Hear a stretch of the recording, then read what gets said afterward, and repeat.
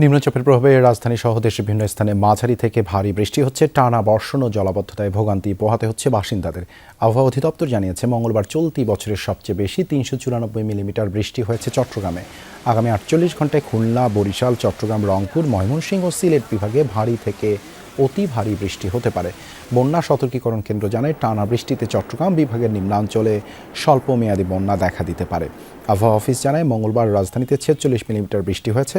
আগামী কয়েকদিনের বৃষ্টির পরিমাণ বাড়তে পারে। টানা বৃষ্টিতে তীব্র যানজট সহ রাজধানীর বিভিন্ন সড়কে জলাবদ্ধতায় ভোগান্তিতে পড়েন পথচারীরা। আবহাওয়া বৈরী থাকায় দেশের 4 সমুদ্র বন্দরকে 3 নম্বর সতর্ক সংকেত দেখিয়ে যেতে বলা হয়েছে। 11 ও 12 তারিখের পর সারা দেশে বৃষ্টি কমে আসতে পারে বলে জানায় আবহাওয়া অফিস। রেগুলার ভোগান্তি হয়ে যাইতেছে, আমার জামা কাপড় পুরো ভিজে গেছে। আধা ঘন্টা বৃষ্টি হলে একদম সারা দিনের ব্যবসায়িক অবস্থা খারাপ হয়। পানি জমে যায়, গাড়ি গুড়ি বন্ধ হয়ে যায়, হাঁটা চলা কতদিন ট্রেনেও পড়ে গেছি। প্যান্টটাও হচ্ছে আমার ভিজে যাচ্ছে।